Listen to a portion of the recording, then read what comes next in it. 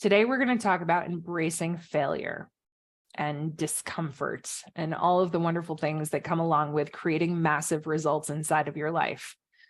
I love that I'm recording this session today because I've been experiencing some pretty bad allergies and therefore I'm coughing a ton. I tried recording this last night. It did not work. I'm trying again today. I'm still experiencing some pretty bad allergies. And so I'm not getting the results that I want. And I'm trying over and over and over again. I cannot tell you how many times I've hit record and then stopped and record and stopped.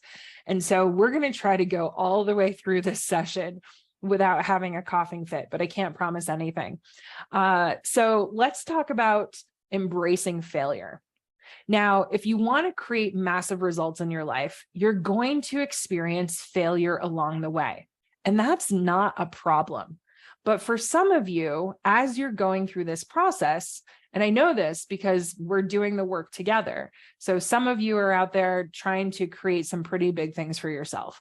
Some of you are leaving corporate America, starting your own job, your own business. Others of you are newly in a managerial space and trying to manage people for the very first time. Some of you are losing weight. Others are heading into retirement. There's some really big things on the horizon for you. And as you're going through this process and trying new things, you're experiencing discomfort, which is completely normal. But in order to get where you want to go, you're going to have to do things that you've never done before. You might need to take on new habits or break existing habits. You might need to learn new things.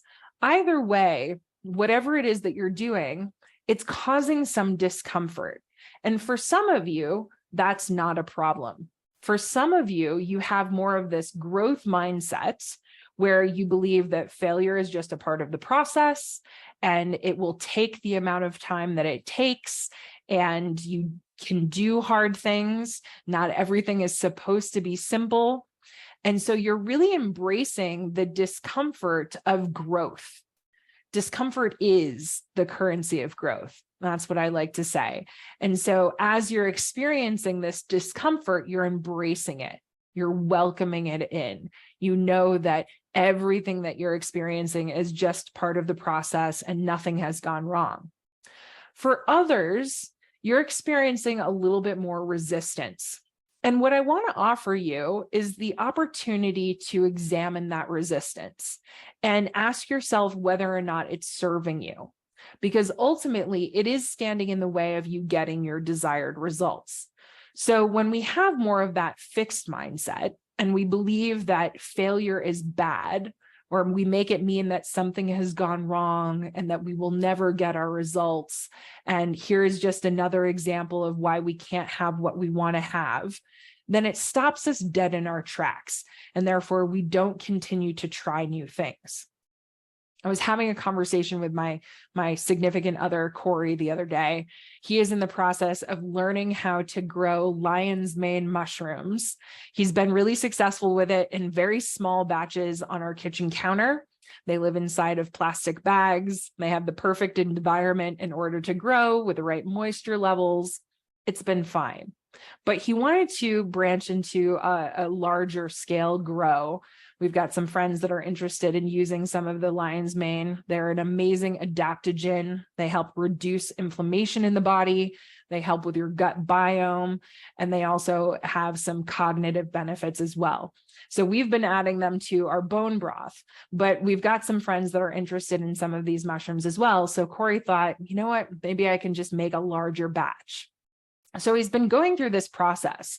And the other day he received a whole new set of supplies. And I said to him, you know, what number are you on at this point in time? And he said, you know, I think I'm on number 4. And this time I feel really good about it. And I said, well, that's great. You know, I think it's amazing. I know you've been discouraged with the process and that you haven't gotten your desired result, but I love the fact that you haven't been so discouraged that you've stopped going through this process. So I asked him, you know, what is one of the things that you're trying differently during this grow versus the last one? And he said, what happened in the last one was that the moisture levels weren't where they needed to be. So everything had dried up. And so what I've done is I've added some rock to the bottom. So hopefully that's going to regulate the temperature, and therefore the moisture levels will stay up. And I said, well, that sounds like you've got a plan of attack there. What's one thing that you did last time that was different from the time before? And he said, the last time it was a completely different container.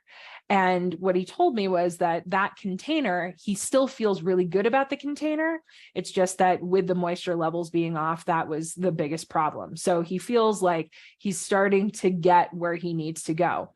And I said to him, I was like, I'm really proud of you for, again, not allowing this discouraging situation to stop you in your tracks. And he looked at me and just very matter-of-factly said, yeah, it's all just data. I'm learning and I'll eventually figure it out. And so that's the kind of mindset that I want to invite everybody to have as you're trying on something new, is to really treat your goals and the process that you're going through almost like an experiment. Almost like you're just creating a hypothesis, and you've created a plan to test that hypothesis, and you either get the result that you desire or you don't. And if you don't, then you build another experiment to test out again. And so you keep going until you get your desired result. We've talked a lot in the past about this difference between commitment and interest. And if you're interested in something, you can let some of that distraction keep you from getting your desired result. You might hit a snag in the road and stop. You might, if you're running and it's raining outside and you tell yourself, I'm not going to go and run in the rain, that tells you you're only really interested, you're not super committed. Unless you come up with an alternate plan to say, it's raining outside, I don't want to run in the rain. What I'm going to do is I'm going to go to the gym and I'm going to run on the treadmill because I'm committed to getting my running done. So ask yourself, are you committed or are you interested? And it's perfectly fine for you to be just interested in something, but stop beating yourself up for the things that you're thinking you're committed to, but you're only interested in. Okay. So when I'm talking about embracing failure, I really am talking about it for the things that you're committed to. What is your no matter what reason? What are you willing to do? How long are you willing to let it take? For a lot of you, you want instant results. And for those of you that want the instant results, it's typically because you've gotten to a point where you're fed up with the place that you're in. And so what I'd invite you to do is channel that into doing all of the things that it's going to take in order for you to become that next version of yourself. Instead of getting frustrated and wanting the results immediately, channel that into your commitment to doing whatever it takes in order to drive you forward. How many times are you willing to fail? How much are you willing to invest? What are you willing to learn? These are all questions that you can ask yourself in order to move yourself forward. So what I wanted to leave you with today is a couple of the questions that you can be asking yourself if you want to start doing some self-coaching. As you know, I love providing you with questions that you can take away from these sessions and start working on immediately. So here are some of the things that I'd like you to consider. So the first thing is, ask yourself, what is your relationship to failure? What are you making it mean? Are you making your failure mean this is just data, this is just information, I can use this to change what it is that I'm doing and I can try something else? Or are you making it mean that this is proof that you're never going to get your result? Ask yourself how your relationship is impacting the way that you're showing up for yourself. The next question would be, what is the result that you want? Are you getting super clear about what you're wanting to create and how badly do you want it? Again, I go back to that idea of, are you interested or are you committed? So if you know the result that you want, how badly do you want it? Okay. Next question would be, what are you willing to do in order to get that result? So what are you willing to learn? Who are you willing to grow into? What are you willing to give up? What are you willing to change? What are you willing to try or invest in order to get your desired result? Also think about how many times are you willing to fail? This kind of goes along with this idea of how long are you willing to let it take?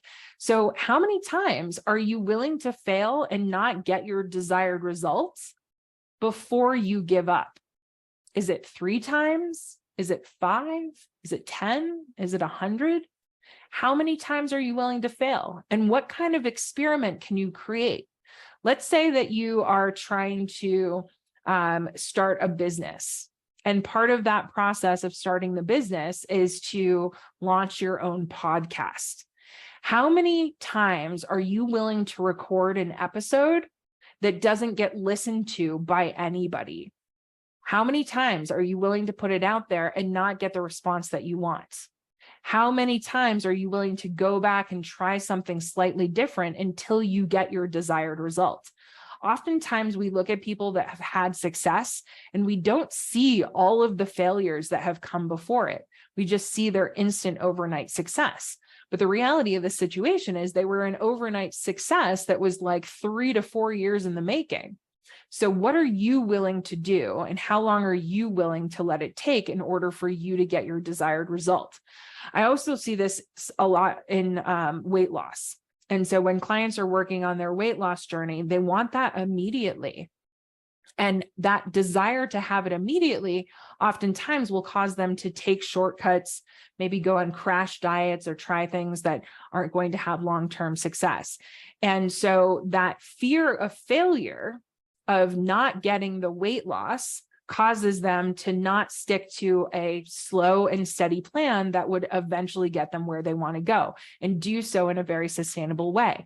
And so as a result, they either go on the crash diet, they lose the weight, and then they gain it immediately back, or they sit in a place where they do nothing and therefore they don't get their weight loss at all. And so this desire to have it immediately ends up costing them months, years, and sometimes even a lifetime living at a weight that they don't desire.